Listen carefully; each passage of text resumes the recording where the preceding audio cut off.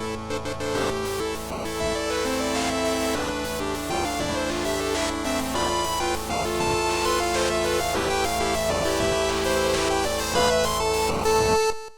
and welcome to the Great Game Debate Podcast, where friends come together to talk about video games and our lives. I'll be your host, Caden Barathea Lane, and joining me as always is the father of the debate himself, Jonah Gomez. How you doing, buddy?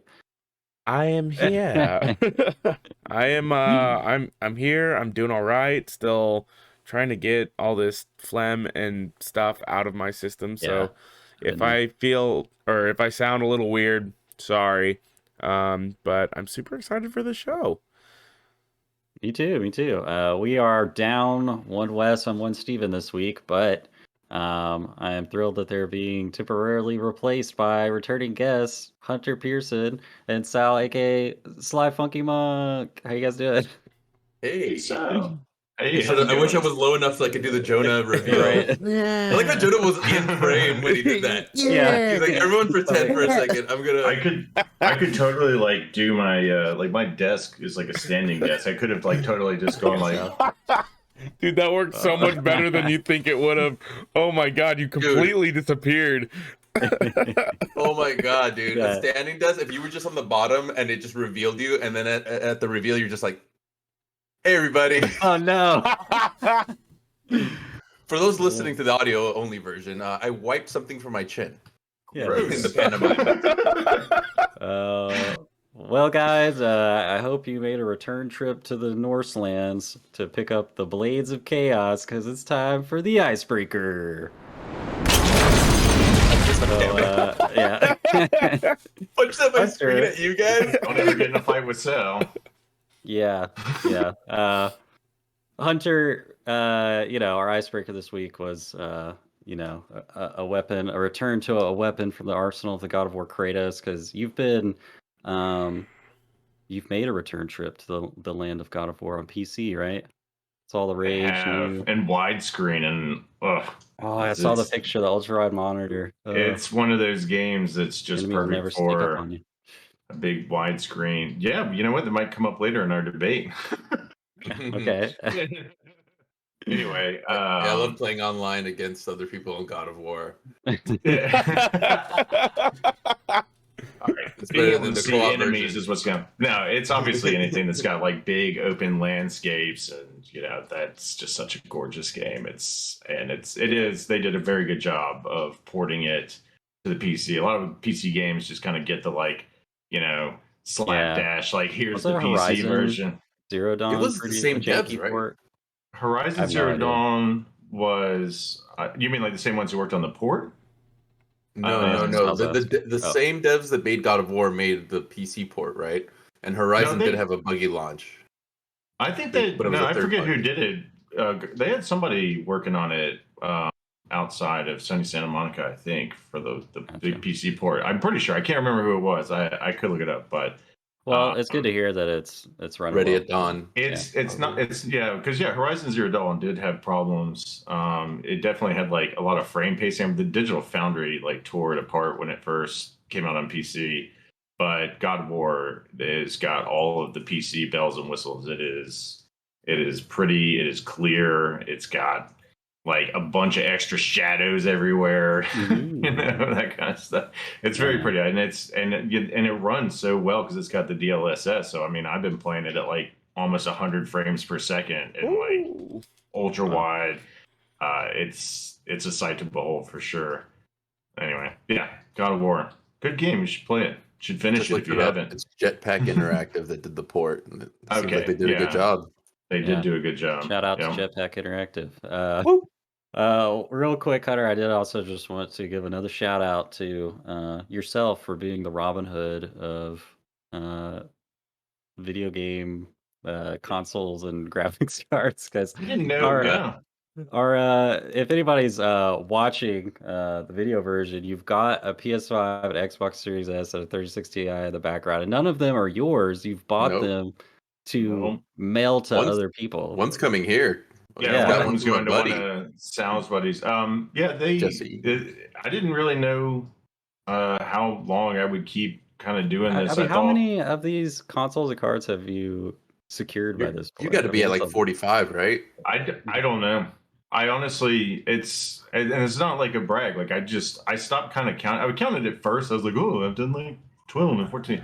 I got into like the high 20s and just kind of was like, you know, it's in a lot of ways it kind of like lost its like luster. It just kind of become like it just I mean it was like definitely like this really kind of big thing. But I try and do most of it somewhat behind the scenes because it's definitely not something I'm trying to do for like attention. I just want people to be able to play with me a lot of the times and have like the opportunity to play these systems without having to pay people who are scumbags thousands of dollars. So I'm very happy to continue to do it as long as people still are having a hard time getting them because for whatever reason, I mean, I think you commented on this a while ago, but I find them like I found one in a freaking store. Like I was just walking by and I'm like, there's space-time that attracts consoles. I don't know. I'm there's very few things that I'm really good at, but buying next gen consoles and graphics cards apparently is a weird talent I have. It's really interesting because I just realized since you have this talent, you could very easily like turn to the dark side and make a lot of money, like be a scalper as you adult. I joke about it. I actually did the math on it once, and I had calculated that I probably I like to think of it as more like what I could have made instead. I like to think of it like what I've taken from scalpers. Yeah. And things like that. So I think I've taken over like $25,000 from them. It really is that much because I was looking at I've looked at the prices and I'm like a data nerd. I like doing like analysis on that kind of stuff. And like everybody could use that kind of money, but like I'm just not going to do it at the cost of my integrity and what I feel like is the moral right thing to do. So I love thinking about having taken all that money from them.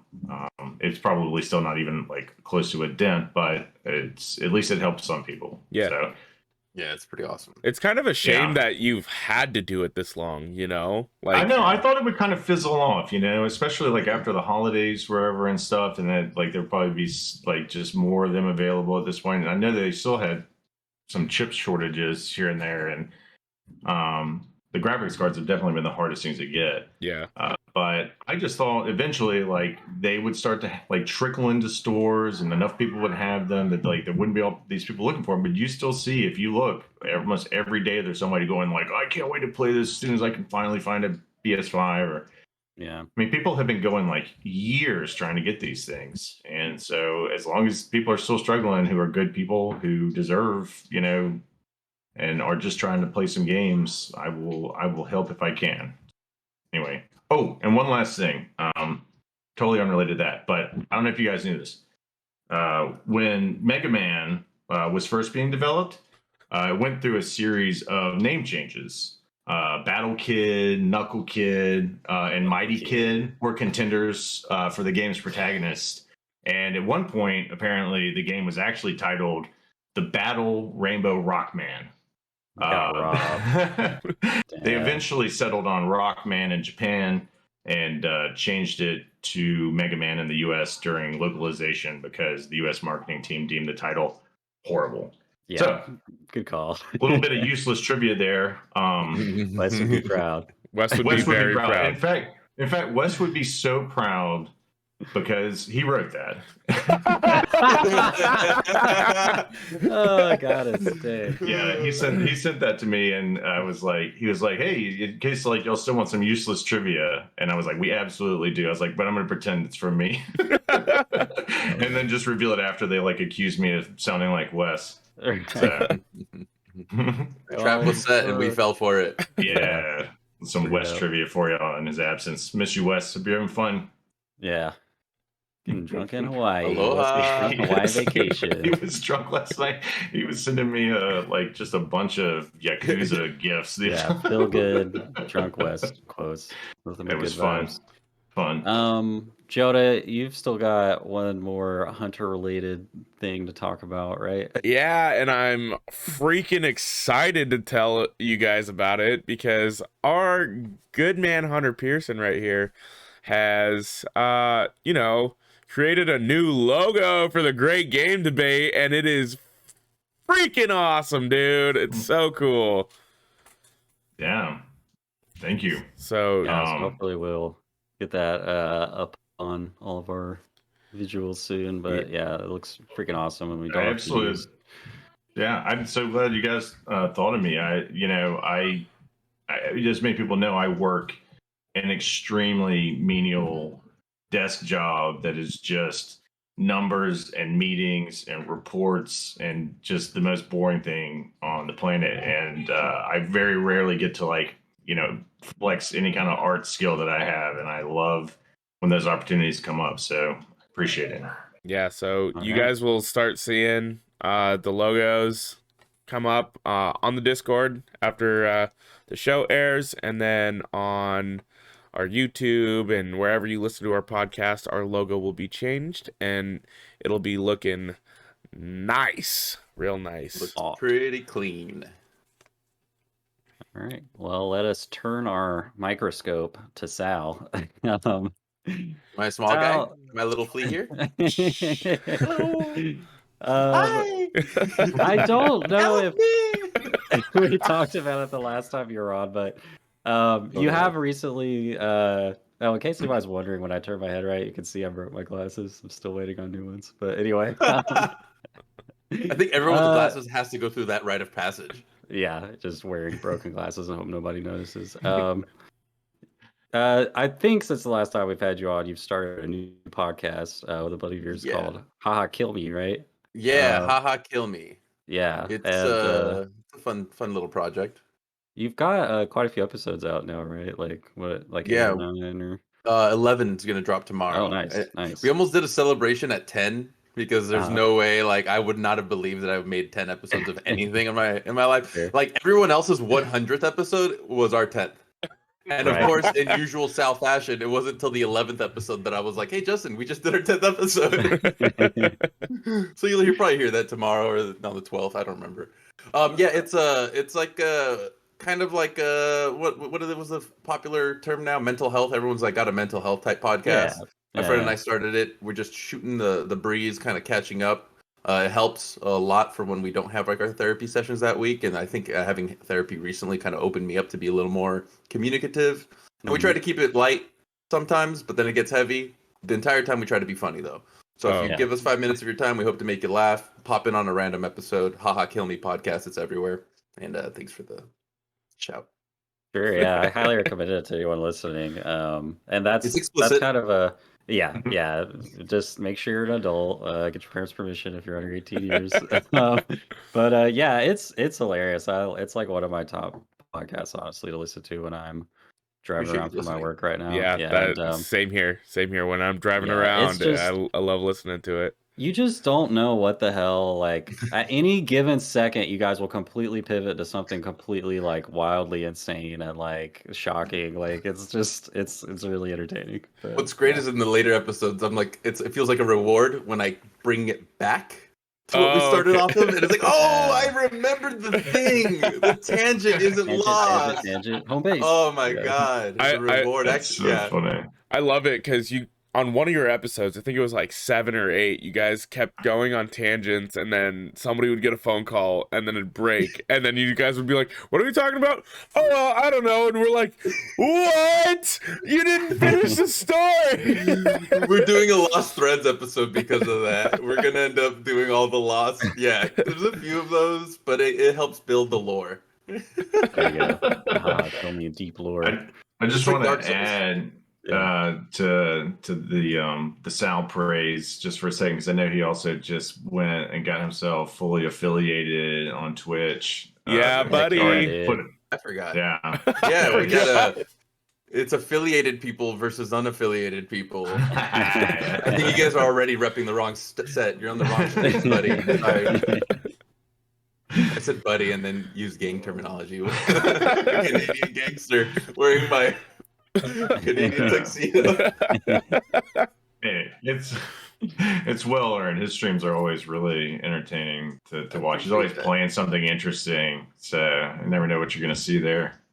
Yeah, seriously, like the last stream I jumped in on, we were playing that dinosaur game. That shit was just cracking me up. Like, The Isle. I couldn't believe It's what I like was. Rust Yeah. or DayZ. It's super early access. I don't think it's even like 1.7 Yeah. or 0.17. It's like alpha. Like it's Yeah. like there's like nothing to do but run around and eat bushes. I looked at like some reviews of that game after I heard that he was playing. I was like, that sounds awesome. Like, I want to run around an island as a dinosaur, and and then like the guy that was like reviewing it was like, I put like 300 hours into this before realizing that there was never going to be anything accomplished. There's no like I'm ready to find the underground civilization. There's no end to it. Yeah. That game was a gift by Doodles by Adam. I forgot his exact Twitch name, Adam Doodles or something like that. It's something a little because different. it was the Behemoth, and he just changed his. He like rebranded. He's changed. I think Doodles by Adam is Doodles right. by Adam sounds right. Yeah. So Okay, shout out yeah. Adam. So that game artist. series sounds great. You can be an herbivore or a carnivore on the dinosaur side, or like a hunter or like a preserver. What's the person that helps the rhinos? But yeah, the game looks so early. And the developer's called Afterthought. So I don't think they're gonna really put much effort into this game. Yeah, that is quite a name. Nice. Cool. Well, anything you guys are burning to talk about, or shall we move on? If you guys got more praise for me, I'd appreciate that. But aside from that, Sal, you're looking so handsome today. Yeah, the you hair's look awesome. Just perfect. The bright orange jacket, channeling freaking Jim Carrey and Dumb and Dumber. I'm all about it. The man. You look good. I guess I should, before I forget to do it, because I will. Zach and I, since the last time I was on here, also got affiliated with the Brothers Pearson Twitch channel. Everybody's moving up in the world. I feel like I haven't spent much time on it because he's been out with COVID, although he is fully recovered now. So like it was his fault. He did choose to move to Idaho, which is one of, I think, the two worst states for it. Anyway, no, I'm glad he's doing a lot better. I'm excited to have him back for some of our more like regular streams. I think he's kind of itching to get back and play some Sekiro. Yeah. Your streams are a blast, especially the Sekiro, where you thought he was gonna get stomped by the ape. Everyone in chat was like watching, and then Zach's like, "Oh, I dodged. Oh, whoops, I rolled out of the way. Oh, I got him." And then even with the twist in the fight, he's like, "Okay, I got this." It was infuriating, and we highlighted that on Twitch. So upset. I was so upset. The good thing is that he went, because minor spoilers for Sekiro. I think the game's been on a long enough time, but one of the later bosses, you actually have to fight that ape again, basically, and like its little ape lover in the cave or whatever it is. I don't know. It's got like two apes. You got to fight. It's like having to fight both phases at the same time, sort of. And he really struggled with that, and I felt like it was a little bit of retribution for him having annoyed me so bad, like basically beating it on his like third attempt and first try on the second stage. So yeah, I was pretty mad, pretty pissed off. I go to those streams wanting to watch him get frustrated. Yeah, that's like a game like Sekiro. Of it, he stole it. He stole it from me. Yeah. It's supposed to be make me Monday, not like have an easy breeze of a time Monday. Yeah. So. Well, we went through that with Jonah. We forced him to play Dark Souls 3. He beat the first boss. So it was only like the third or fourth attempt or something, right? I know we set it up to be like a super long stream, and then I got it done in like he was gonna have a hard time. First Souls like 15 minutes or something. Yeah. Those predictions for like 40 minutes. That's was like a middle tier prediction for how long it was going to take him. I thought I was going low with like 32, and he cut it in half. Didn't I say 15? Yeah, you said 15. I didn't know the game. I didn't know how hard. I just guessed 15. Yeah, and that's not a really easy boss. Sal ended up winning the prize for that, and he got the poster that I sent out like 6 months later. Yep. Heck yeah. He's gonna show it, and I'll open it in 6 months because my frame didn't fit. Just making. All right, I'm gonna lose my mind. Just keep doing that. Now everyone knows where you live, Sal. Oh, is that on there? Jonah will scrub it. He'll figure it out. Damn it. Or send me nice stuff. I don't know. Maybe there you go. have benevolent fans. I'm sure my address is on some back there. Jonah, I'm going to turn things over to you for the debate.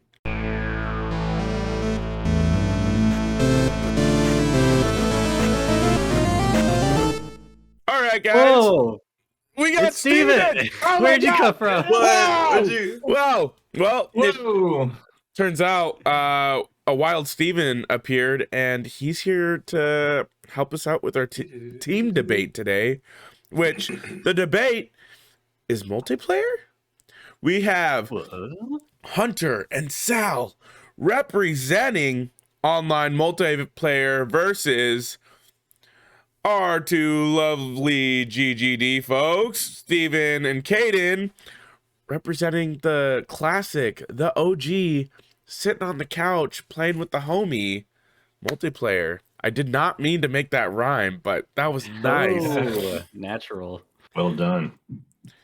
Anyway, it's going to be a team debate. So we've got one person representing, or one person doing the opening statement, then the other doing closing thoughts, or I'm sorry, rebuttals, and then each person gets us 1 minute to have closing thoughts.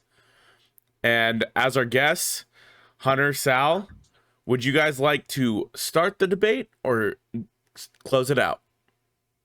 I think we can start it. You want to start it? Yeah, it works for me. I mean, I'll start it. All right. Yeah. Hunter, we got. And I'll just go, yeah. Get him. We got. I would have said that's what I was gonna say. We got 2 minutes on the clock. Are you ready, sir? I think so. Let's see. Ready, set, go. All right. Distances from me to Jonah, 2,850 miles. Jonah to Sal, 1,082 miles. Caden to Steven is 10,200 miles. Okay. Last night we played Forza 5, and Steven crashed into my stupid little hot dog cart that Jonah forced us to drive from the actual other side of the world. Could I see him coming? Nope. You know why? Because I couldn't see his perspective in the bottom right quadrant of my screen. We had 6 people playing at once, and we did it with no risk of spreading communicable diseases to one another. And does anybody really trust where Jonah has been? I've seen where Jonah has been. Have you? And no. I got 2 minutes. Have you ever seen a split screen 6 times? Of course not. That would be absurd. 4 tiny screens is bad enough. Who wants to look at a tiny, low frame rate version of a game they could be playing in all its splendor? And 2-player split screen is like playing a game on a monitor in portrait mode on a PC, and that's just gross. And if you ask people what the best split screen multiplayer games of all time are, undoubtedly GoldenEye will come up. Any of you ever play that one? Stop looking at my screen, Doug. Not Matt, you just suck. I witnessed actual fistfights sparked by that game. 30 seconds. And you know what's worse than split screen local co-op? Not split screen local co-op. I think it's this way. No, it's this way. Enemies are just off the screen, but you can't see them because your buddy refuses to follow you around everywhere. Invisible walls in any game are annoying, but they are 10 times more annoying when your so-called friend is the one creating them. It's an endless game of camera tug-of-war. And some of the best multiplayer games don't even offer local play. Anybody here like Monster Hunter games? Ultimately, I got 2 seconds. Time. Online. All right, I love it. Well, what's our trophy? Getting hot in the beginning. Yeah, sorry. I don't really know how to debate. I just think like if you yell at the camera, it works, right? So the team with stats. Just numbers. I didn't know I had big numbers. I came prepared. I did some work. All right. On the GGD team, who's starting us out? We have not coordinated at all. Yeah, we haven't. Would you like to go first or second? Yeah, I can go either. I think it's weird. Like both my opening and my rebuttal would be pretty much the same. So I'm okay. Go well, how about you? Yeah, how about you open for us? All right. Sweet as. Steven, you've got 2 minutes on the clock. Ready, set, debate.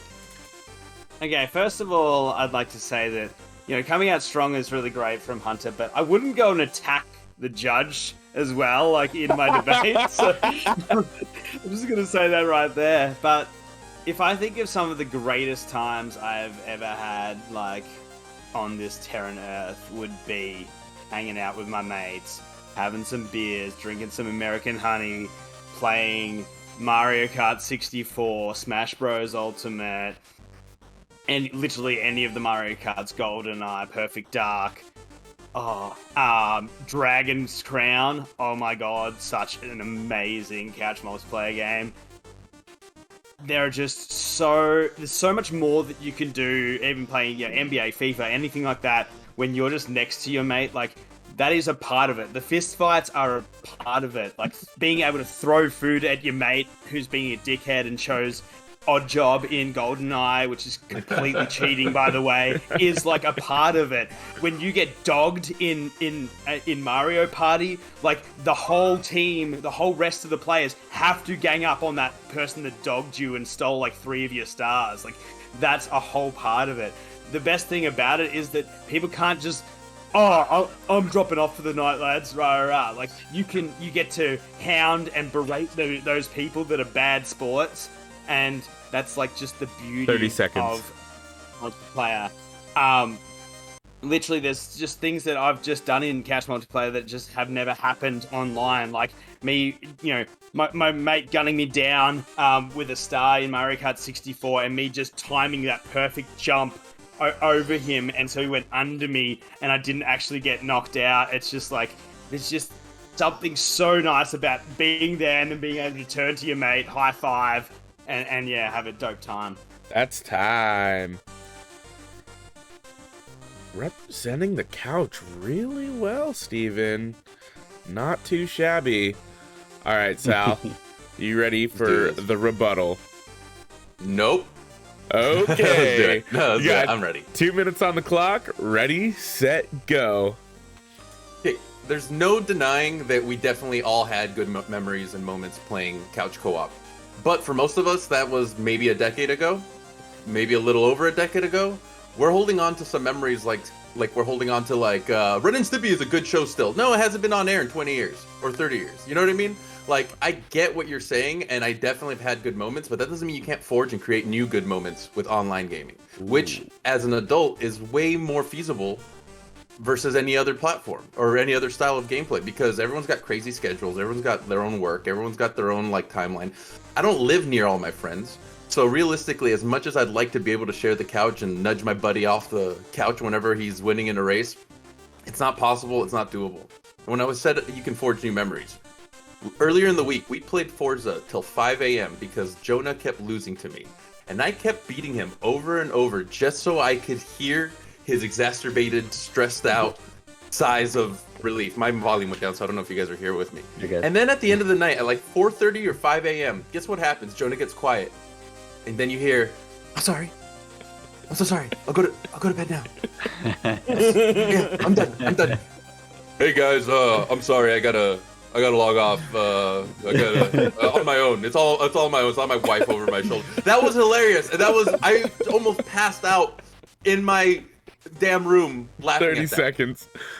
All I'm saying is, don't let nostalgia's rose-tinted glasses prevent you from enjoying what is coming and what is the current state of gaming, and it's online gaming, without a doubt. Yes, you're going to have issues, disconnections, and whatnot, but you're also going to have friends that can't get a ride over, that something came up and they couldn't show up next to your couch. Maybe the controller failed, or you handed them a Mad Catz.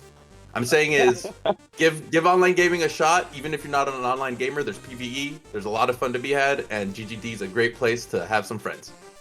Oh, Not closing ready it my out ass. with the GGD. Not ready my Yeah, now I have to Dang. fight against my own Discord. To fluff Jonah a little bit at the end. Yeah, thank you for covering for me there. We're doing good cop, bad cop. I'm the good cop. You're the bad cop. I don't think that's how debates are supposed to work, but I don't know how debates work. not me either. I All right, think you Kate. did a great job though. That was good. Good points. All right, Caden, Thank we you. got 2 minutes on the clock. Are you ready to rebuttal? Yeah, I think I'm just gonna have to vote it on this one and just give you $100 after that we finish recording. To, All right. Rule in my Nice. favor. Yeah. 3, 2, 1, debate. All right, so let's talk about fighting games. You know, your Smash Bros, your Tekken, your Street Fighter, the short-lived ones that disappear after a year, like Dragon Ball Fighters or whatever. Man, there's almost nothing worse in gaming than trying to play a fighting game with someone online, because I don't think there's another genre out there that relies on such precise timing and being able to read exactly what your opponent's doing at any given time, that it is so like you want to rip your hair out, like when you know you've set up your combo on your opponent and then they just lag, and so like they just don't get hit and then they kill you, you know. And you know, I think back to when I was a kid playing, because I got 4 brothers, played you know, Mario Kart and Super Smash Bros. Melee on the GameCube like all the time, couch co-op, and you know, I just don't play Smash Bros anymore. Like ever since I moved out of the house and lost access to couch co-op with my brothers, I just don't play it. Like I bought recently Smash Bros Ultimate. I went through the single player campaign and then I dabbled in online, and it's just like it's unbearable. But yeah, what else could I really talk about? 30 seconds. I think screen cheating is part of the magic, so much so that a developer made a game called Screen Cheat where everyone is invisible and you have to watch other people's screens to find them, and it just feels so good when you use screen cheating to break one down. Game of the year this year was It Takes Two. Perfect couch co-op game. I'd say that the advent of online multiplayer has actually held back the development and untapped potential of couch co-op games. Word. All right. Very nice. Played It Takes Two online and had a blast. Yeah, sure. It plays. It sets up, like, it's funny because it sets up. It's like my favorite game of the year, and it definitely sets up even online like your couch co-op. I mean, it's Save it for the rebuttal. Sorry. Oh, is there another rebuttal? No, there's a closing thought, but sorry. we're gonna. I was giving credit to your point, but okay. Yellow card. He's like, talk to the hand. We're gonna change things up, so we're gonna do one person each time. We're just gonna rotate the closing thoughts. So okay. Hunter, you will be starting us out. You got 1 minute on the clock, sir. Close it out, sir. Did you start it? Yes. Oh, all right. I think Sal said it best. I mean, ultimately, it's about feasibility. You know, it brings people from all over the world together. Online does. In a lot of ways, it brought us and our community together because a lot of us play co-op online, and that's the only way that we could do it. You know, and yeah, being in person is fun. But you know, last night, both Sal and Brad rage quit Forza when they had bad races, and we just laughed it off. That's not nearly as fun in person. You know, plus you don't have to smell each other's farts. You can mute your mic and just fart as loud as you want. And what if you're a loser who doesn't have any real life friends, you know? Then like that's your only option. And maybe you live in your parents' basement for real, and you don't want, you know, you don't want to have to bring people over there. So, and plus you can mute people when they're just being obnoxious. That's something you can never do in real life. West Side football rules. I don't know. All right, Steven, you got 1 minute on the clock. Ready, set, go. I got dropped out for a second there. Let's just that right there. That's the biggest takeaway is dropouts. Not only is it like, oh man, we had such a good time playing Forza. Let's talk about the fact that, oh, hey Jonah, can you set up a race? All right, I've just got to drive to the race to set it up, and then it's like, oh, okay, we did that for a few hours, and it's like, man, it just takes so long to get into a race. And then if Jonah chooses a race, you got 5 seconds to get into that race. You better be there. You better be a real friend to press that X button. And then we try and let's try and play another game. Is there another game that you can play online, cross-play with the PC and Xbox? There's almost nothing else that can do over like 4 players or 3 players. Whereas on the couch, playing Mario Party, I would give it all up right now, all online multiplayer, if we could all get in the room together and have some beers and play some games. What it's all about.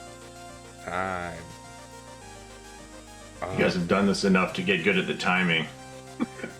Yeah. I missed every other thing that I was meant to say there, by the way. This is only like the third or fourth debate you've been on. Man, I gotta applaud you, Steven. I totally teed that like dropouts thing up for you. I was just like, here's a morsel of. It's like you could have just totally missed that in this, and I didn't even think about it from that. All right, Sal. I got 1 minute on the clock. Ready, set, go.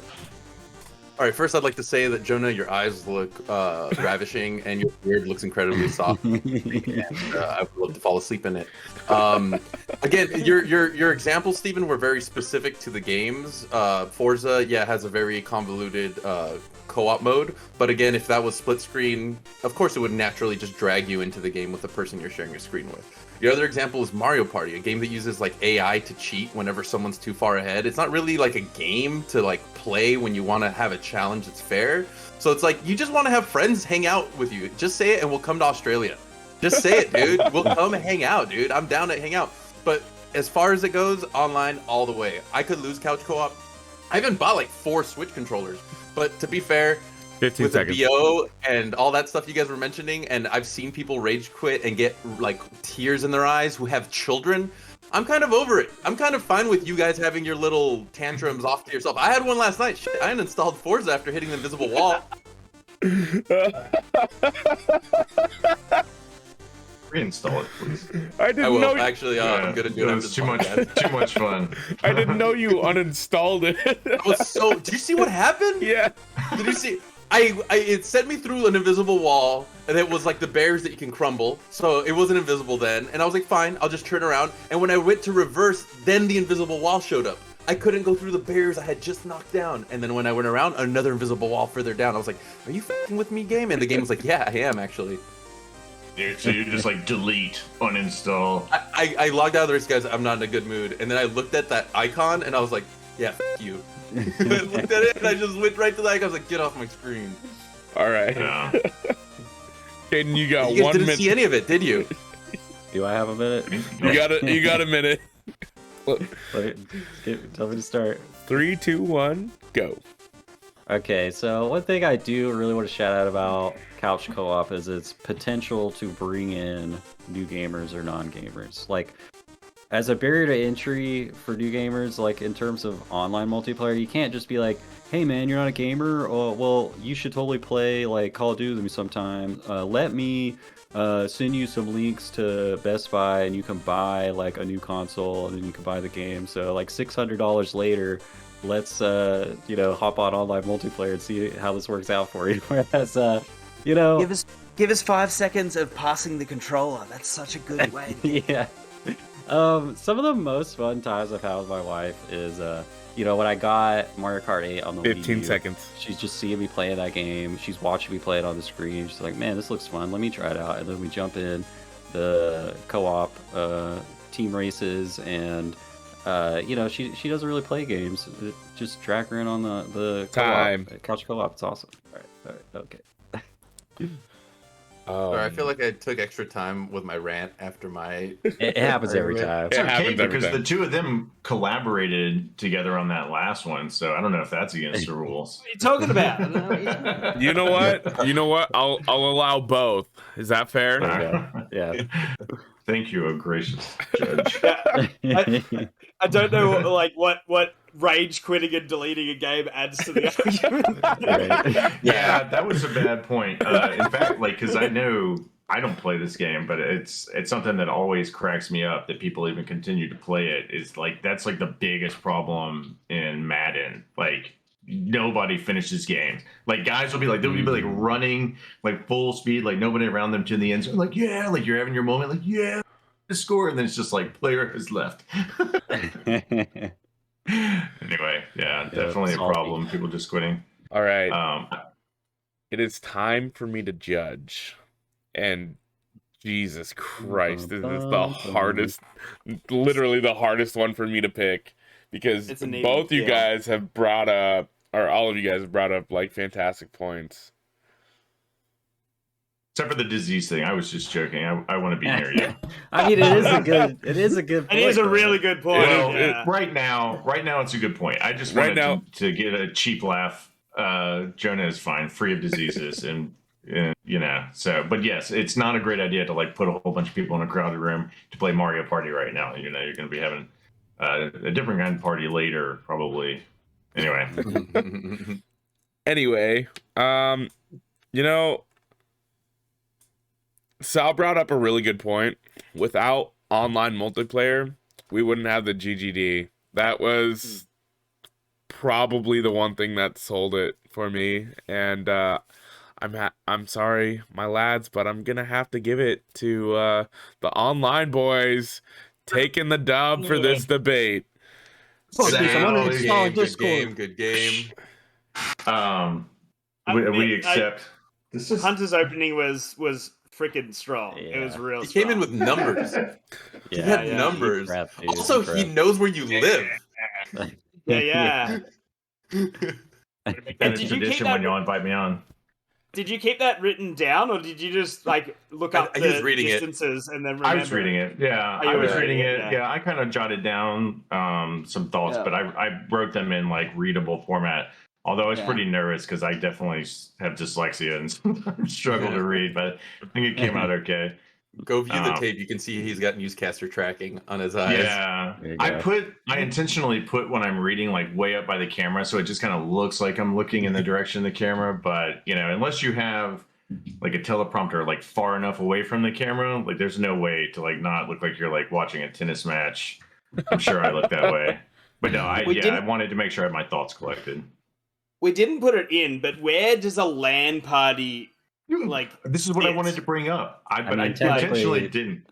I think that technically counts as online multiplayer because it's impossible without the internet, you know. So. No, LAN games are offline. Yeah, it's offline. I'd consider LAN parties part of couch and like local co-op. I think it's first of all, like I think it's local because the whole idea is like be around your friends when you're playing. Yeah. Local area network. There's definitely no way that anything, if you've ever participated in one of those, and they're not really as popular as they used to be, you know, because like when I was coming up through college, like that's what we did. Like we just took our computers that our parents all gave us for school into like one room together, set them all up. There's like wires going everywhere, you know, and so you might have like, we used to play the original like Counter-Strike when that was just like mod for Half-Life, and that was without a doubt the best multiplayer experience that you can possibly. Like LAN parties are the best. You don't get any of that weird split screen stuff, lost resolution, any of that. It's just like you get the best of both worlds. Yeah. The weirdest thing is like to actually think about it like historically is like as like you went to LAN and then internet cafes sort of killed LAN because it's like, well, I can do it there. I don't have to bring it, like lug it over. But like it's like now that we're all online and we're all hanging out, it's like we seem to be socializing in the most antisocial way. Yeah. Like it because like you went from hanging out on the couch and that's it. You got chips, you got popcorn, you got freaking Coke and all that sort of stuff. Whichever Coke that you want, like you know, depending on the situation. And then like you go to the internet cafe and all of a sudden like you're not bringing food like because you know, and then it's already like you're just sort of distancing yourself. You're having fun like in the micro space of the PC, but you're not having fun outside of that. But you're still like around your mates, which is really it's already a weird thing unless that like internet cafe also has an arcade. Like I think the arcade is that's couch multiplayer, you know, like because it's about the atmosphere. It's less about what games you've got because it's like as long as they got Time Crisis 2, as long as they got House of the Dead or freaking Daytona, you're having a good time, you know. Yeah, some of those arcade games like that are kind of, you know, local co-op games like would almost always fail like when ported away from 100%. arcade, just because They're it's just- like They're not amazing games. Like no, yeah. Well, like the fun is like being right there next Yeah. to like your friend, you know, like with like an actual Uzi, you know, Yeah, like the game's not like that fun necessarily. They've got but like Dreamcast and PS1 ports of Daytona, and it's like it's terrible because like you need that forced feedback in the Yeah. steering wheel. Like I played with 4 mates at a pinball parlor, and it was like the best thing ever. Like yeah, I remember that was a lot of fun. In a lot of ways, the online is kind of in a way destroyed like LAN parties and stuff because people can just as easily get online and play with each other now. Why would I bring my lug it PC? around? Like, even at the advent of the GameCube, it's like, why do they put a handle on that? Because you've still got the cords. It makes no sense to have a f***ing handle on that thing. I think it's Dude, beautiful. I had friends that brought that everywhere. Yeah. I had friends that with the early adopters for the GameCube. They brought that everywhere. That handle was greasy and used up. Because like Melee is like such a solid like party game. Like it is just so easy for anyone to pick up and play. But yeah, like that's the thing. I would never have played video games with any of you, and I've played video games with all of you because of online. Yeah, now that the debate is over, like I'm pretty much just fronting the whole debate. It's like how can you really argue against online multiplayer? You know, I think if you ask, the majority of people would like just up front would choose local because like people really do desire to want to hang out and actually socialize, you know. But there definitely is big time pros and cons with both. No, like last night when we were all playing together and stuff, I desperately wished we were all in like just like a big room just playing games together, you know, and then we could just be like, oh, that was a sick race, bro, and it's a lot taking off the headset and it's silent. And you guys aren't around anymore. You're like, oh shit, I'm in my room yelling. I feel like I've gotten to know each of you. And, you know, the one thing, though, about local multiplayer is that you don't have to worry really at all about just coming across random 12-year-old racists. You know, that's like specifically an online problem. For sure. All right, guys. Well, we'll close out the debate segment with last week's debate results, and it was a close one. It was very close.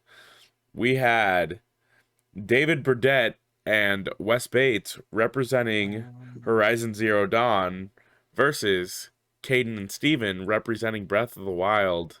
I haven't looked yet. And Horizon Zero Dawn beat you guys by one vote.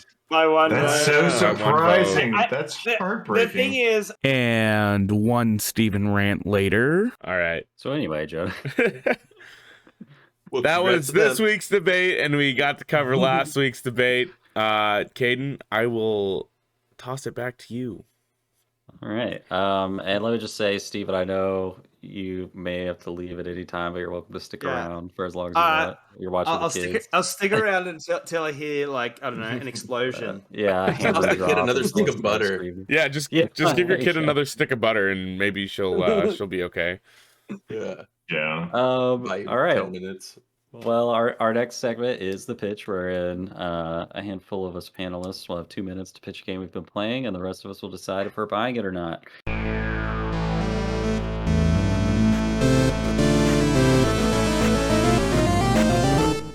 I guess I'll go first, just because I don't know if Sal and Hunter have been on since we started doing this, but I'll be pitching Xenoblade Chronicles Definitive Edition for the Switch. So, Jonah, if you just want to count me down. All right. Got 2 minutes on the clock. Ready, set, go. All right. This game, so intimidating to start it for so long. I've had it for a year, and I finally installed it. I think I've had it installed for a year, and I just hit the start button finally. But I just got sucked into this game. It's got a really, really compelling setting and narrative so far. For those who may not know, the setting is that in the dawn of time, there were two gods. There's one, a god of biological life and a god of mechanical life, and they killed each other in mortal combat. So the world that you're on is actually the gigantic corpse of the biological life god, and the humans that live on there are being attacked by like Matrix style machines that are coming from the corpse of the machine god, and like their swords are impelling each other, creating a giant bridge between them. It's like the most epic ever. Um, but the narrative itself, like the actual like boots on the ground narrative with the characters, is really compelling so far too. There's this, the master sword or whatever of the game is called the Monado. Monado. Yeah, it's the power of the Monado. I should say that too. Like this game uses a British English localization, and it's the best thing ever. Love Like, it. yeah, I thought that I think I heard that they weren't gonna localize the game for North 30 America seconds. originally, and then finally they were like, let's just use the British version, and it's just. Oh, I love it. There's a character called Ryan, and he's like, "It's Ryan time!" Like every time he's about to kick somebody's ass. But yeah, this game has a very, very well-designed open world that just has these vistas that catch your attention. You see this legacy of Monolith Soft going into Breath of the Wild. They just do it like no one else, and you just want to explore. Time. So. All right, I definitely would love to jump off because I know that this is one of those 70+ hour AJRPGs. Now, so what's the quality of the moment-to-moment action gameplay? Like, how involved in the fights are you? Do you feel like you're falling asleep sometimes? Do you feel like you're going through the motions, or is it like really, really solid? Like, so it has that same phenomenon that MMO combat has. If anybody's ever played World of Warcraft, Final Fantasy 14 or whatever, where it feels boring at first and then becomes interesting the further you go into the game, because your characters get more and more abilities to use. So then like the complexity that arises from the combinations of abilities you can use is more interesting. And on top of that, some of your abilities have additional effects that trigger depending on your positioning. So the iconic one for the main character Shulk is backslash, and if you're standing behind an enemy and you use backslash, it does like double damage. There's one where if you're standing to the side of an enemy and you hit them with it, it like lowers their physical defense. So that kind of thing keeps you engaged and trying to stay on top of the mechanics, because it has that MMO thing where you want like a DPS, a tank, and like a healer. So you're trying to make sure your tank is drawing all the aggro to make sure that the enemies are like staying put, so that it's easier for you to like do the positioning. Because if the enemies are constantly moving around and changing targets, it's like impossible to like get behind them or whatever. So The chain combo system's great too. Right, I forgot about that. So there's this system called the party gauge, and once it's full, you can do a link attack where you get to choose exactly the abilities for each of your party members to use in a row. And if you use like the same certain kinds of abilities, it like multiplies their damage. And then there's this other system called tension, which is basically just morale. And if your morale is really high, then you get the chance to keep doing links. So at first you're doing like 3 link attacks at once, and then like 30 hours later to the game, you're linking like 7, 8, or 9 attacks and like killing like a big bad enemy in like one chain attack. It's really cool. But so does the game love how you choose the sorry, Jonah. Does the game feel like you're managing like just cooldowns like an MMO it would? does, yeah. That's what I was wondering. Yeah, I guess Sal might have a different opinion, but to me, like it does feel like MMO combat to me. No, it does feel like an MMO, like you're picking cooldowns, but like honestly, you can switch across the characters, can't you? Like during combat, I feel like I was doing that enough to where like you are kind of sometimes waiting for that bar to fill up. You know, like most kind games. of getting like Dragon Age vibes. Then I think I remember Dragon Age Inquisition was very. I think what single player separates MMO, it from an MMO is just that in an MMO you're doing your own thing. And you're counting on the other people controlling the rest of your party who are real people to do their thing. But in this, it's like you're choosing the abilities that like each of your party members are using and trying to create synergy. And you also like in most MMOs, you have access to like all your abilities at once, but in this, you only can have 8 abilities, and you learn more than that. So then there's the depth of like trying to use the right abilities on the combination of party members you have for like the most synergy and that kind of thing. So it becomes more of a tactics game in a lot of ways in Yeah. the combat. And you're not just going 1, 2, 3, 4 and then changing character 1, 2, 3, 4. Like you need to choose the right abilities for Yeah, certain fights. You So gotta make them work together. there's this whole other system I forgot to mention that kind of addresses that, Steven, called, I forget actually what they call it in game, but basically, part of Shulk's power with the Monado is it gives him the ability to see the immediate future. So sometimes Yeah. you'll do this thing where combat stops and you get a flash of the future, and it shows the monster using a really powerful move and killing one of your That's party cool. members.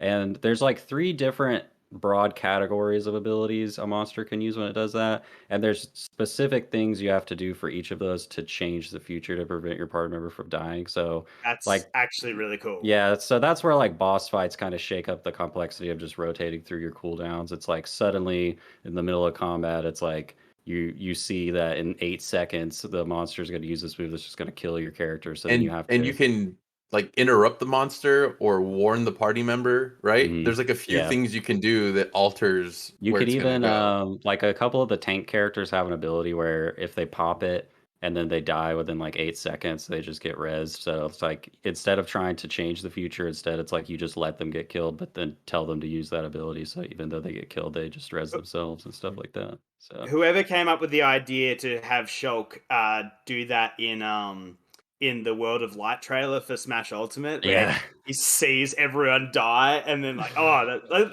Yeah, trailer is right. emotional. Like, Mm. I have to give credit to Xenoblade Chronicles because y'all know I don't really dig a lot of JRPGs, and I absolutely love that one. I Probably didn't mostly realize you guys had because played this game. I have it Yeah, both I on got the it. 3DS. I have both on the 3DS, Oh, yeah. and I have the definitive edition. Where do I own that? I guess Yeah, I it's on the. stopped playing on 3DS because it looks so good, like the world. I was like, I need to play this either on the Yeah, Wii yeah. U or Yeah. on Yeah, Switch, and I ended up that's buying a Switch. I think I've been playing it on the Switch too, but it just unlike the second installment, it's pretty light on the anime BS stuff that kind of Right. turns me Yeah. off, But the second It's one is not like just chock titties and full. ass flying around Called it everywhere and horny. everything. You said Xenoblade Chronicles 2 was very horny. It and that was is. when I first started hanging out with you Very guys, and I was like, what does that mean? And I saw the game, I was like, yeah, it's super horny. Just look up the Yeah, it character is. I Dahlia. can't That's play all that you need to one. know. But the first one, I definitely love. I love the combat in that one. It always felt like, it always felt like just the right amount of challenging to me too, and it felt like you had a lot of control over the action. So All right. like that one. I would definitely buy that one because I already own it. Right. So I already got it, 2 of you it on the looks hook. like we already got two answers. Steven, are you gonna buy or pass? I've been very like the only thing that I have any sort of issue with is I didn't like I played Dragon Age Inquisition and I didn't love the cooldown style combat. Like it wasn't bad, it just wasn't. It was never like super engaging. But the fact of like the future stuff and then having to like tactically work out what Yeah. buffs and stuff to do to make sure that doesn't happen. Like, which sometimes in turn-based RPGs they do that as well. When you see the bad guy power up, but really all you can do is just press block or Right. whatever. So I kind of like that I idea. think like the That sounds fact really that cool. it's real time like adds like a sense of urgency so much and tension. pressure. Yeah, And and compared, I guess that's the main difference between Dragon Age is it is real time with pause, so you can't just pause and then give everybody orders. But this is like it's fully real time, so you have right. to There's be on the ball. It's you're hectic. switching on. Yeah. Yeah, wow. And then I've always loved the open world aspect of it, like seeing just these massive creatures So cool. in amongst Yeah. like the little ones. That's what I really liked about Ace 8 when I played that as well. So yeah, I all I needed was that little extra push. So next time I see it, if I see it physical, I'll probably pick it up, or if it goes on special on the eShop, I'll pick it up. All right. Well, I wish I was as enthused by this game, but like Hunter, I do have a harder time with JRPGs. Mm-hmm. That being said, I have been playing like Nier and stuff, but this game it's too big. it's too big. Yeah. I literally don't have the time to commit to that and play other things as well. So I mean, that's why I didn't even start it Hey, for like a how you year doing? after I bought it. I get it. Yeah. yeah, so I Go took say a break hi after real like quick. 60 hours. I think I'm in the first act still. Yeah. Okay, close the door. So yeah, I'm gonna pass on this, but you definitely like made the game seem way more interesting than I initially thought just by looking at it. All right. Good job. Cool. So I think also Hunter and Sal are pitching, or was it Hunter, Jonah? Sure. I forgot. I don't have anything to pitch. Okay, cool. For you, So, Hunter. All right. You got Do 2 minutes. you have like a clock? Yeah, I got Okay. Yeah. 2 minutes on the clock. Are you ready to go, sir? I think. Okay. I'm not reading anything on this one, so. 3, 2, 1. Okay, so I made a tradition on podcasts, like read off a big long list of things I'm playing. I don't have enough time for that today, so I'll just talk about the game. I have been incredibly surprised by how much I love Guardians of the Galaxy. Oh. Because I had written that game off. Like, I was like, this is just going to be another thing they're trying to make money off of the franchise and stuff. But I was totally wrong. This game is a blast. And it's almost like in the marketing, they like did the opposite of what movies, when like movies do previews and they like give all of the best lines of the movie in the preview and then there's nothing else good when you watch it. It's like the opposite of that with this. It's like all of the dialogue that they showed before the game was like all of the bad dialogue, and everything else is just amazing. Like the dialogue and the writing is so good. You feel like you're right in there with these characters. And their voice acting is just incredible. And even though it's like it's a very linear story game. I mean, it's story heavy and the story is incredibly good. But it feels like you're in these big, massive, open environments. Like they really do a good job of, each planet you visit and everything. You feel like you're actually on this massive planet, even though you're on a very directed route, which I think is definitely something to be applauded. And some people have kind of, I think, complained a little bit about the combat in the game, maybe getting a little too samey by the end, but I haven't really found that yet. I've enjoyed the combat. You play basically as just Peter Quill, and then you're like a leader. You're kind of like telling the other Guardians what to do, and so you kind of use their abilities that way, which I think is actually more satisfying combat wise than if you could switch to the characters, because it is really much like the story for Star-Lord and Peter Quill. So very surprised. I have loved every second I've played of it. Awesome. Nice. Sorry, I didn't give you the 30-second warning. I got lost in your pitch. Lost in the sauce. That's fine. It went by very fast, honestly. So, and I have played a lot. I play so many games. I have such a problem. I need to talk to somebody. So I know Sal has played and beaten this game, correct? And you had strong thoughts about this game too? Sorry, I was looking at my game list. What was he talking about again? Guardians of the Galaxy. Yeah. Dude, Guardians of the Galaxy, loved it. I usually play with either like a podcast or some music in the background, or if I'm talking to people, just some other stimuli. And Guardians of the Galaxy was the first game in a long time where I was basically telling my roommates to shut up or pausing it when they walked in the room, because the dialogue is good. The music is solid. Even if you didn't grow up with the music and don't have any nostalgia, just having Aha's Take On Me go off when you start a battle, because like the system where you like encourage your teammates and it works, and then it plays like a random song. It could play like, I remember starting, it was like a boss battle near the end of the game. We did the huddle. I passed a little mini, this like a mini game where you have to like kind of answer the question that your team brings to you the right way, and then the huddle gives a benefit to everyone on the team, not just you. And then it starts a song. What happened to me in the boss battle is like everyone gets pumped. They're like, "Yeah, let's go, let's do it!" And then you just hear silence, and it goes, "A jitterbug." Jitterbug. And I'm just like, just explosions. It's crazy. It's so funny. And then obviously they're influenced by the James Gunn movies and the comic books, but they have like this kind of you can almost see them make this like a James Gunn style movie. You know, but they Yeah. also make it their own. I definitely never took myself out of it and was like, oh, this could have been Chris Pratt. Or these characters definitely felt like they've been acting as these guys for a while. I guess some of them are from the TV show also. There's a I TV show was where like I worried. think Drax is the same guy or something like that. But anyway, Yeah. great. It's a funny game. Definitely give it a shot. It's been dropping in price a lot if you're against single player. And it took me like 20 hours to beat because I loot and look for stuff. There's fun stuff to look for. It's a really good. You're right. Like the voice actors, I was worried about because and you can get costumes in the game, so you can actually make them look like like 2014 Guardians of the Galaxy movie versions of themselves, which is pretty cool, honestly.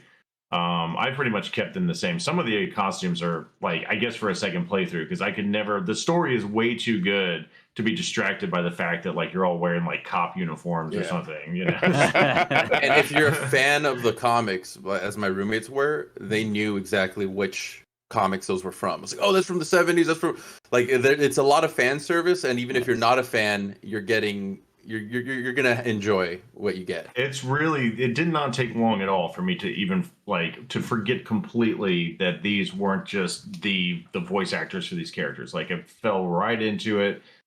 They had great chemistry with each other, clearly. And honestly, this story to me is maybe even better than both of the movies. I mean, it's really that good. I'm very, very.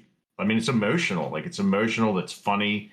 That they feel very true to like who the characters are. So, like, Steven, big thumbs up. Steven, you got any questions about Guardians? I feel like I might have missed it because, like, obviously my biggest thing is, everyone talks about the story, and that's like awesome. That's one part of video games that I enjoy, but I'm more of a gameplay person, like moment to moment. And did you already talk about the combat? Like, because when I saw it in footage of just like being Quill and just like aiming, I don't know if it had lock on or what it had, but just shooting like infinite like rounds at like an enemy, and it just looked like a massive bullet sponge. Just didn't look like I had to think much like in combat. Is like, does it become more tactical or like? I think you have to feel it. It's got some tactical to it for sure. I mean, I like the fact that you don't actually switch around from character to character. Like, so you can level up like each character to give them kind of different moves that you can command them to do. You know, so like one of the moves will be to have like Groot, like just stick roots come up out of the ground and kind of tangle people up, so you can kind of crowd control that way. And then Gamora will just come in with like a massive damage, like katana slice. And so it's, and you do, and some of the fights are actually, I mean, I've been playing on hard. Some of the fights are pretty difficult. And you definitely have to pay attention to like what you're telling each person to do. As far as like Peter, like Star-Lord himself, it is a little bit shooty, but they give you these throughout the game, these upgrades to your guns. So you have these dual guns, but then like you get an upgrade where, you know, they could shoot ice out of them, you know. And so like in one of the levels, like an enemy was basically like a gelatinous cube with like spiky thing inside of it, and it would like come up, it would like blob over to you and then like stab you with like out of its cube jelly with, you know, some sharp pointy thing. But like the way to beat those is you actually have to like freeze them before you shoot them, so you kind of have to switch guns. So there's some tactical stuff. I have heard that people think that it does kind of get a bit repetitive, but it just hasn't felt that way to me. I've enjoyed when combat sections have come up. There's some good puzzles. There's some good Easter eggs in there from a lot of different places. You know, there are little places that feel kind of open world. So, can the NPC Guardians be incapacitated, or are they just on cooldowns? They can, yeah. Oh, they can. Okay. Yeah, no, you have to go over and like revive them. I think they have kind of like two levels of incapacitated. They have basically, I'm like, you know, tied up or being grabbed or something, and then just like full on, like you got to go over and hold down. You need to be triangle. aware. You need to be aware of all their positioning. Yeah, because otherwise you can't use their moves, which are invaluable during combat. And as Sal mentioned, you know, you have this kind of meter, like this power meter that like once it builds up, you basically like click your Walkman and it like pauses the combat. Kind of, you go into this cutscene where they all come huddle around you and they're like looking up and they're like, you know, Peter Quill, we are getting destroyed out there, that kind of thing. And you have to pick between like two options. And sometimes it's awesome to pick the wrong one because it's so funny, They're just like, what is he even talking about? They walk away from the huddle like super dejected. They're like, I'm gonna lose. That made no sense. And then you don't get the power up. Like so only Peter does. Peter does, the like team doesn't. Peter talks himself up, but if you get the whole team and you get the power up, it can kind of turn the tide in a difficult fight. And as Sal said, a huge part of this game is the music. I mean, it really is. Our buddy Dan, who we stream with all the time, wanted me. He was like, "Why don't you stream this?" And I was like, "There's no chance I'm streaming this game because I wouldn't give up the music part of it. It's like you're in the middle of this crazy fight and they're playing Flock of Seagulls. It's insane." It's like someone streaming GTA 5. It just is so weird if you don't have the radio on, For my first playthrough, it would be totally robbing yourself of the Guardians of the Galaxy experience because the music is so integral to the story. So, Steven, you were saying you were concerned that the game looks bullet spongy. It can play bullet spongy if you're not following along to the enemy's weaknesses. Right, so you can brute force and just mash and keep on shooting the guy until his health bar goes down, but it motivates you to use your teammates' abilities that take advantage of the weakness. It's one of those games. I think we were all in the E3 preview. We were kind of bashing the game. It looked kind of unfun. It was just roast material. Goofy. Yeah, and that's the same exact content that's in the game now. It's not any different. They just presented it to my cynical ass 6 months ago versus now. And I honestly wouldn't have played it if my roommate hadn't picked it up. I heard good things, but I fell in love with it. It was immediately great. My other roommate bought it for his Xbox. It's definitely like a game if you like narrative shooters or action RPGs. I guess it is. What is it? Yeah, it's like an action RPG. The combat, right? I felt like JRPG-ish modern combat, like the way that it's automatic, but it's still kind of. It felt like an RPG like kind of thing. I mean, there's not a ton to level up. Xenoblade's combat. Yeah, well, a little bit. Like Final Fantasy 15 or something. Yeah. The thing that pulled me out of combat at times, and it's necessary, was sometimes when you summoned an ability, your guy would just appear at the nearest radius to the attack in your camera. There was no way to hide that. I would have much rather they do some animation where the guy runs real fast, even if it's uncharacteristic. It's better than having Gamora appear on top of a building and then just stab a guy. But still, video game. There are really cool, and you reminded me of that because they do definitely teleport everywhere. There are kind of some cool environmental abilities. So if there's something really heavy, then you can tell Drax to go over and throw it at him. You can just be throw that, and he sometimes when he's too far away, he just appears in front of it. He's like, yes, and then he throws it. And they all have things like that, which kind of brings wherever you are into the mix. So you kind of changes the combat depending on what your environment is. So yeah, I had no plans to buy this game. I was like, I'm definitely not buying that. I have plenty of other stuff to play. And then so many people were praising it. I was like, and then it went on sale $40. I was like, okay, I'll give it a try. And I'm so glad that they proved me wrong. It's been definitely one of my favorite gaming experiences that I've had in a while. So. Okay, anyway, Caden, you got any questions or thoughts on the game? I heard everything I need to hear. All right, let's go. And another thing. Let's go around and see who's checking it out. Well, I guess we know Sal and Hunter they've bought it. So I think I'm in. I mean, same as everyone else. It just seems like literally everyone was turned off by the marketing of this game. And then the word of mouth has been so strong. I've listened to a lot of people's Game of the Year podcasts, and a lot of people have had this as their Game of the Year even. So, I mean, if it's a Game of the Year contender, I can't really turn it down. So it also seems like a game that's going to be $15 in 2 months or something. So definitely, yeah. I will. There's also minor choices. Everyone can get the game played a little differently. My roommate was shocked. I went into an area and he got stuck up by a guy at a bar, and I went in through the back door and I skipped that scene entirely. Nice. And then later we're looking through police records, and my guy said a comment about him being in the records. He's like, he looks familiar, but I don't think we've run into him. And my roommate's like, holy shit, I got different dialogue for that moment. Yeah, you just this is the branching. This is the Deus Ex team. There's a little bit of choice and RPG-ness in there that they snuck in there, but it's a cohesive. There's some really narrative. cool ones like that, like kind of early on in the game. That's a total missed point on our part. Sorry to or talk on my over part, you. I guess. No, because like you're right. Like there's some branching things. Like there's a whole section of the game where you're basically like, turning you're supposed to be turning a monster over to somebody who's paying you like a bounty for a monster, but you fail to get it. So the whole team decides basically, that they're going to like pretend that Groot is a monster and just like turn him over instead. And then there's like this big Very argument. Chewbacca.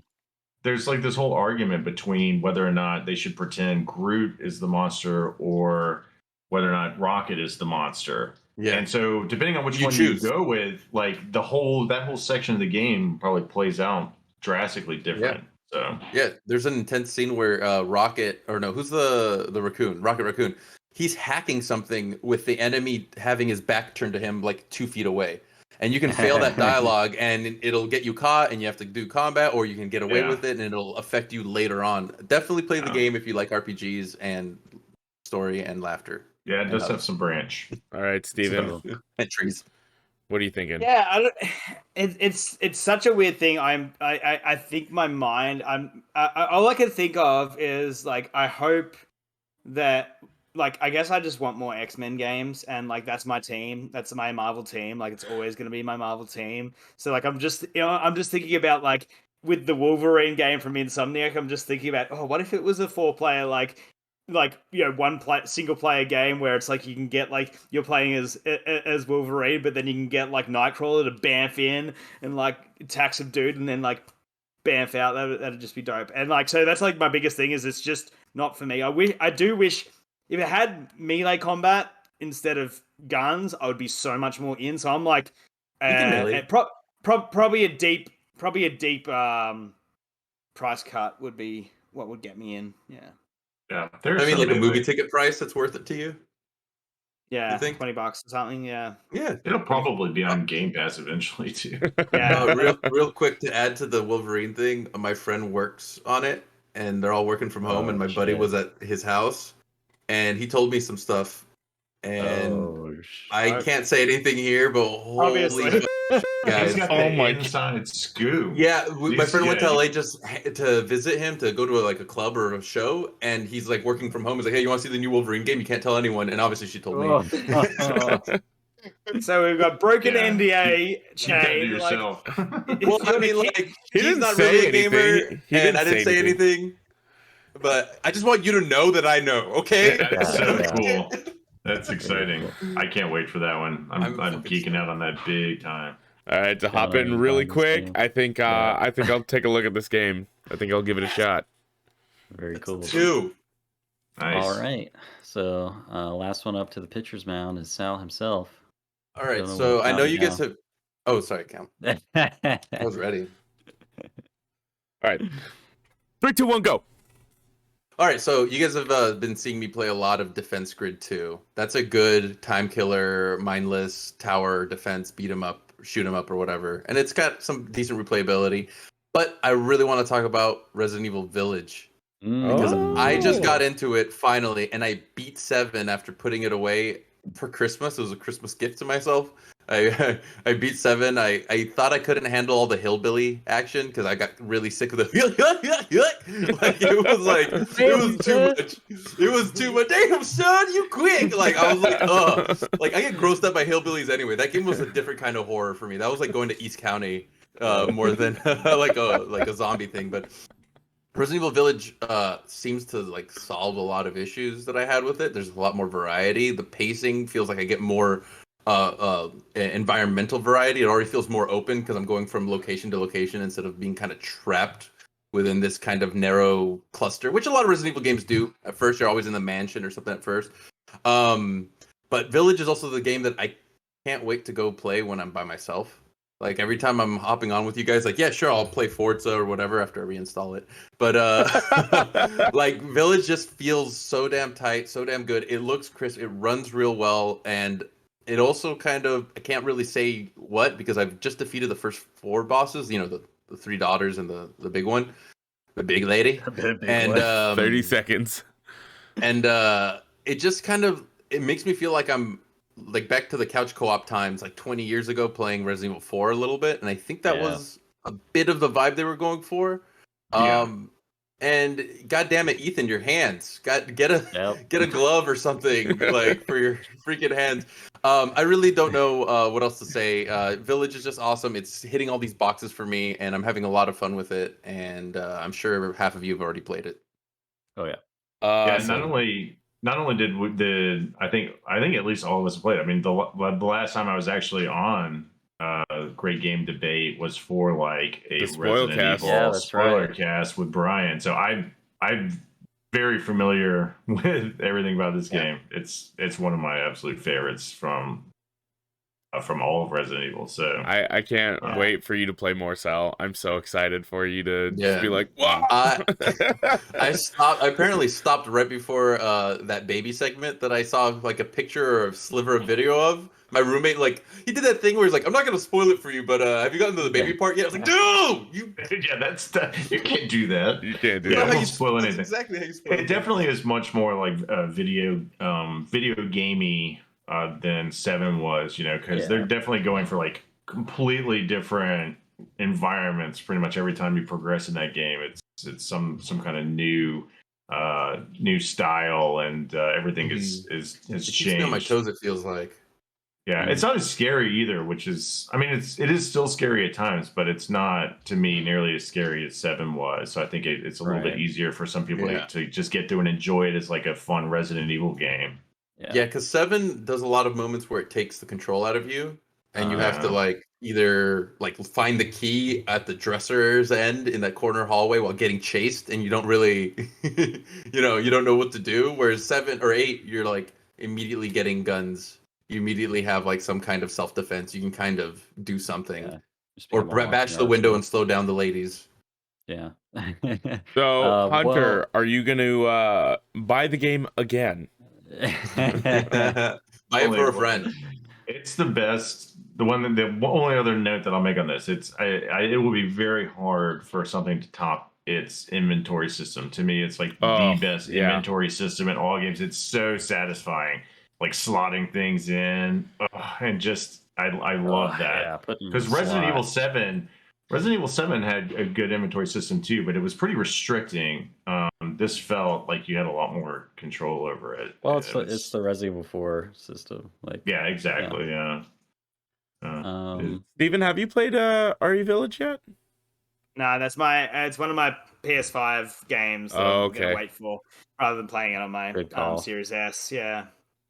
Honestly, I think it'd run pretty good on the Series S, since I've played games. I know it's just that I've got a 4K TV, but I've got a Series S, and I just want to use my 4K TV. Gotcha. Yeah. You have a PS5 also? No, not yet. Oh, so just Series S, yeah. There's got to be like an Australian version of me out there somewhere, right? I wish. It just absolutely hits that bone in me. That's just like, I can help. It's like, no, I can't help you from the other side of the world. Yeah, try to meet a guy named Gatherer. You said it twice.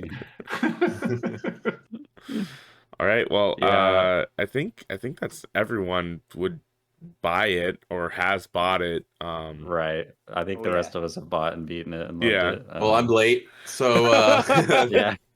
Sal, would you buy the game? Have you heard of Resident Evil 4? Have you been streaming it? Because I need to go watch this. I streamed it up until the 3rd or the 4th, and I've been playing other games and whatnot, and I'll probably stream it tonight or next couple days. I need to finish it.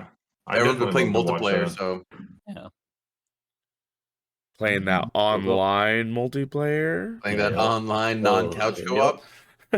Yeah. Unless you guys want to come over to my house at like midnight and play with me. That's another that's another barrier to local co-op. It's like I don't get to play video games really until like 10 o'clock at night. So let's not talk about the fact that I used to finish work later than my mates, jump on, like when they were playing Fortnite, jump on, oh, we're dropping, lads? Oh, yeah. And then, like, you get one drop in, someone would die really early on. Oh, I'm going for a smoke. And then it's like, now I'm sitting on my hands because no one's freaking playing. So, like, that's the other problem with online is, like, we're adults and no one has time allotted at the same time. So, yeah. Well, appreciate the pitches, guys. We'll move on to our next segment, but first, a quick break.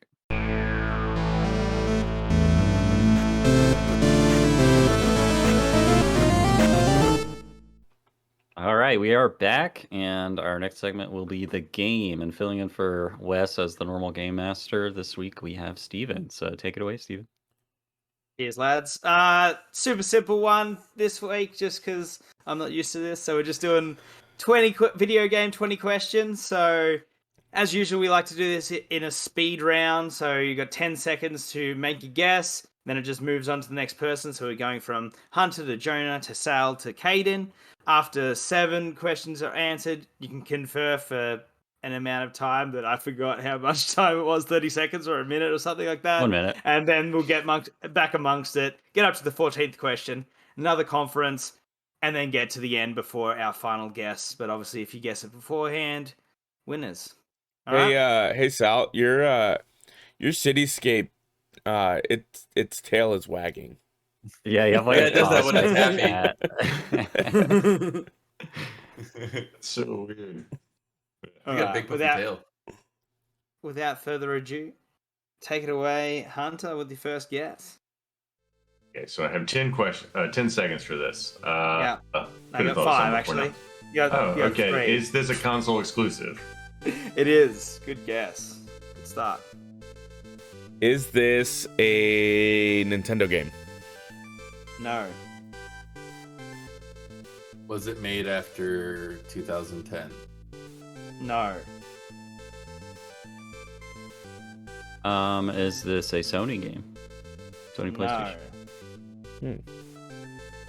Hey. Is this game first person? No. Is this a co-op game? Yes. Is the developer still making consoles? Is the developer still making consoles? Well, you said they're not making consoles. You said it's a console exclusive. I'm saying that the maker of the game isn't making consoles. Oh, my bad. Sorry, I thought that was a wasted question. My bad. But that's 7 questions, so we'll have What, a minute? we'll have a minute of Yeah. So hanging out the time. reason I asked mine, I assumed it was like maybe like Sega or something like that. Yeah, it could But- be. Yeah. But he said no, so it's another developer making an exclusive then. I'm thinking it's. I thought you just said- Another. I'm I think thinking you it's just said no Fusion because- Frenzy on Xbox. So wait, it was before 2010. So I'm Right. just trying to fill It's in all like co-op. the things back. Co-op. It's That's not first person.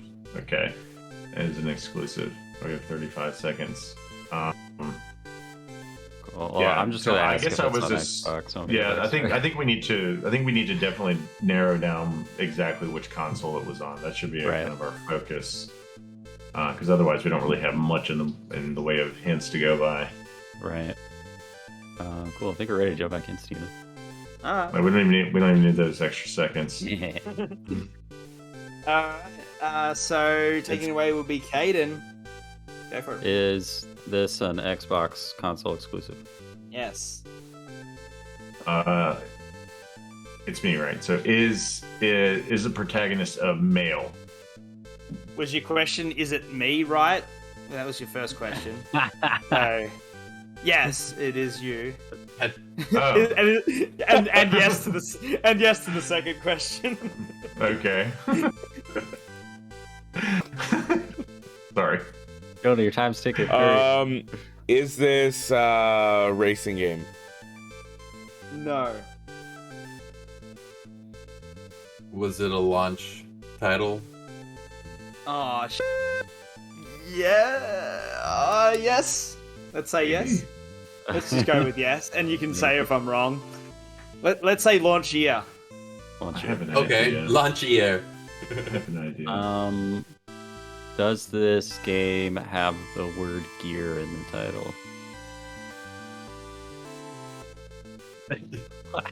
We got him. Can I say no? Because it Wait. technically doesn't. Does it have a plural version of the word? Yes. It technically is absolutely. I don't think you know what technically means. Is Australian technically and US technically is different. okay. No, Is they're it? two different words. A singular and a plural, two different words. I mean, the word gear is inside the word gears. Is, You didn't is it ask that, the- did you?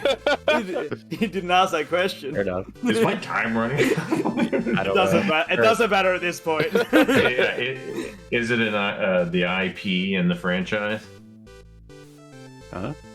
Like the first, introductory. the Is introductory. this the first one in the franchise? Okay. Yes. That's a good question, by the way. That's a Jonah with the sink. Is it Nothing but Metal that. Gear? No, I'm just kidding. Is it? Is it Gears of War? Yes. I actually I wish I didn't answer Sal. Like, I wish I didn't have to answer Sal's squirrely question, because if he had gone down like a Sega route, like it would have been like completely off base. Like that would have been really interesting. It's Crazy Taxi. Yeah. Okay, so I thought it was Halo for like up until my question, and your Right. response, I was like, okay. Well, the worst thing was Hayden like, came in. I know it's 2006, but I was like, I'm not gonna look up. Was it a launch title? I'm like, Was it a The launch beautiful title? I don't thing about it being an Xbox exclusive is they just don't have that many, so it's really easy to narrow it down from there. Yeah, And also the fact that it what was- I thought. It was Yeah. made by Epic, and I'm like, they don't make consoles. Right, Like, yeah. It's like they made a storefront eventually. They make a really good engine. Like, I don't think it was it a launch title. I don't think just it don't was. know. launch year. It was 2006 was the launch year, wasn't it? I believe so. Yeah. Yeah. I'm gonna look it up. I'm Yeah, just curious. It would have been Halo 3 was launch. Yeah, that makes sense. Wow. Halo 3. Yeah, maybe I don't know. I'm having a hard time finding Well, it. while Hunter's doing that, thanks again, Steven, for the game. Yes, sir. Glad Thank you. No you could worries. fill in and be here to do it with us. But we'll move on now to final thoughts, closing out the podcast. So, let me let Sal go first. Final thoughts, Sal. Literally anything that you could possibly want to say or anything you want to plug, just anything. To touch on the sentiment I brought up in the debate, online gaming, co-op gaming, they're all fun. They all have their values. Yeah. I probably wouldn't know half of you or all of you if it wasn't for the online gaming and Twitter Yeah. and forging some good bonds, especially with Brad. I've had a lot of good game time with Brad Tukes Shout out, lately. Brad. So shout out to all of you guys and online gaming, and know that it could be positive and it should be. It's okay to let some stress out every once in a while, but you can't freaking rage on your friends. You're yelling in your friend's ear when you rage. It's you're snapping at your friend, not even the guy on the internet that like pissed you off. So just know that we're here with you and we're here for a good time. And then I'd like to plug Awful Neutral, D&D tabletop. We're doing Hail Fraser. We're doing a bunch of other board games. Awful Neutral podcast, and then my own podcast, Haha Kill Me. Appreciate you guys. Thanks for listening. And Sly Funky Monk on Twitch. If you wanna. Alrighty. Hunter, final thoughts / did you figure out if it was a launch year title? It is not. It was not a launch title. Not actually the best. Looking back on it, launch lineup. I mean, it did have Halo. So I guess that was kind of the hit. And it had Shrek. That was Yeah, that's one. right. I think Cameo one of the launch games. That's 360. That was a 360 Gears of launch War, title. Gears of War was. Yeah, you're looking at the 360, wasn't it? You're looking at the wrong generation. Yeah. Gears of War Me? didn't come out on Yeah, it's Halo. Xbox 360. Yeah. Gears of War was No wonder Xbox you're so 360 confused. in 2006. Yeah, I'll just hold on a second. Yeah, I don't see Gears of War on it. Not on Condemned? it. Okay. Condemned was Yeah. fun. Then Shrek. That's so disappointing now because I was excited about it. But, Perfect Dark yeah. Zero. Can't believe we all forgot that. Shrek was made by Um, EA as well, which is like Good amazing. lord. Yeah. All right, you got any Yeah, final Hunter. thoughts? Yeah. Sorry, Oh, yeah, I'll wow. stop reading that. And sorry for the confusion. I guess since I feel like an idiot, I'll shout out my brother Zach, who I Shout out to do our we do our Twitch streaming together at the Brothers Pearson on Twitch. We just have a lot of fun with it. If anybody wants to stop by and watch us play some games and goof off, and a lot of times people from this community come and hang out with us when we play or come play things with us. It's very much like just chill and play games and nothing serious. And you can also find me on Twitter at jhunterpearson. And thanks again for having me on. It's always so much fun to talk to you guys. Heck yeah. Steven, final thoughts? Yeah, again, like online, like, yeah, having met and hung out with Diol has just been awesome. And one of the biggest things is, like, I definitely get the anxiety, like, if I see, like, a few people in the chat of, like, wanting to jump in and stuff, and all I can say is to all the GGD folk, like, if you got a headset, jump in, have a chat. Like, everyone but me, you're probably safe from getting, like, paid out on, like, while playing online games. I was getting told I was like ranting a little too long on my riffing a little too long on my jokes, like Hunter and his gingivitis kids, you know. Jesus Christ! Nah, I was there for it. Those kids. I mean, so many I really teeth. think the authorities to look into why those kids are losing so many teeth, Hunter. I'm with Steven. Yeah, I don't know. I don't blame you guys for having questions. I mean, like look at this guy. I mean, he's got no teeth left, basically. Oh, wow. He looks like an Irish boxer. But he looks pretty damn happy about it because he's filthy fucking rich with Tooth Fairy. He looks like he should That's have the a first nickname. F-bomb I dropped. He's Yeah. Mickey Two Teeth. When I was a kid, I got a quarter. Like, how much are kids getting these days? Inflation. You got to think about the inflation. Yeah. They get $1 that the Tooth Fairy definitely didn't steal from their piggy bank. Because the Tooth Fairy just doesn't carry cash around anymore. Yeah. You know? It just isn't a thing the Tooth Fairy has. Sorry, very annoyed about Tooth Fairying lately. Oh my god, that was so funny last night. She's in. Steven, did you finish your final thoughts? I kind of lost track with the tooth That's conversation. pretty much it. That was it. Yeah. Come hang out. Yeah. Yeah. Jonah, final thoughts. Final thoughts are we have Game Club coming up on February 6th. We are playing Halo Infinite. So if you want to hop in, hang out, potentially win a cool prize, we have Game Club on the 6th. It's a Sunday. Come in. It'll be around like 1 or 2 o'clock p.m. Pacific Standard Time. And you get to hang out with a bunch of awesome people, and then you could potentially win a plushie of some sort. Ooh. Not that one. But... Not this one. Not this one. Probably Master I'd Chef like or something. Yeah, something like Master Chef. It's like Gordon Ramsay. Yeah, that'd be kind of funny, actually. And then just one big, huge, awesome thank you to Hunter and Sal for being on here, and a little extra thank you for Hunter, because this logo is awesome, dude, and I can't wait for the rest of the GGD community to check it out. So, thank you, sir. Yeah. Heck yeah. Thanks for having us on. Miss you, Wes. We do miss you, Wes. My final thoughts are on the online thing. Like, I have a buddy, Arctic Anarchy, on almost all media, but otherwise known as Snoodoo on PS4 to this day. My wife just calls him Snoodoo, but I've known them for like 6 years or something at this point. We started gaming on Monster Hunter 3 Ultimate on the Wii U, and they were just a random person on the Miiverse that like sent me a message after we randomly linked up on, Monster Hunter 3, and like we basically like text every day, and it's the power of online gaming. So Awesome. but yeah, I've been your host, Katie Birthday Lane. Thanks for joining us. Bye. I mean, I forgot the Thanks for losing us the debate, Caden, by It's- giving him that extra point. Anyway, bye.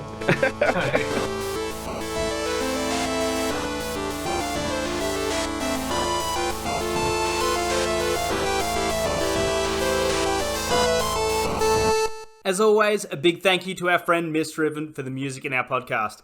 If you like what you hear and you want to check out more of what they have, you can pay them a visit on Twitter at MIST_RIVEN